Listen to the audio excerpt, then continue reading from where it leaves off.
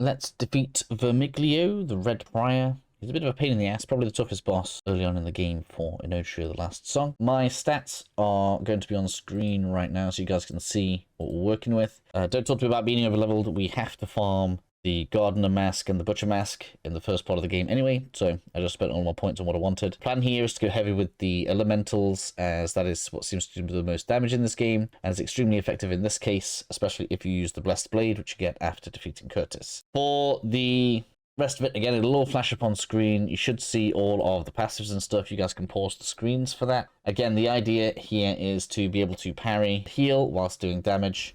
If we dodge through things, which is going to be important in this boss fight, we will also be able to increase the amount of poise damage that we've done as well. So just bear that in mind. Probably the toughest things to avoid in this fight are in its second phase. The first phase isn't too bad. You kind of want to run in, get close to the boss as quick as you can.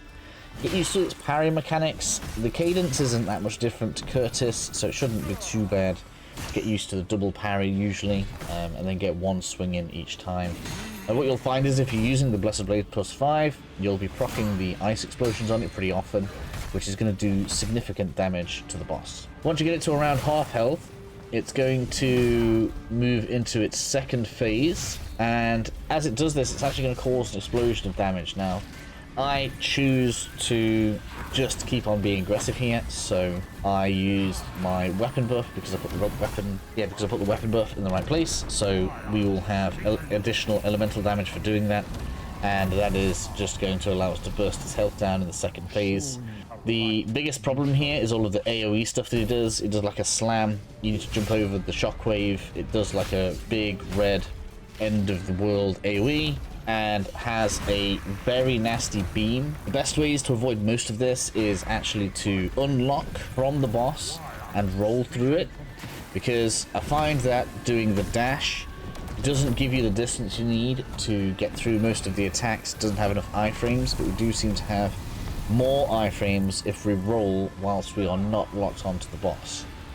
Other than that, in the second phase, it's simply more aggressive, and I hate to say it, but there is a level of luck here. Sometimes, if it decides to fire out the slow balls at you, then the beam, and then an AoE, almost impossible to avoid everything in the boss fight. So there is a small level of you can have a bad run of this if it just decides it's going to be mega aggressive with the worst moves being consecutive.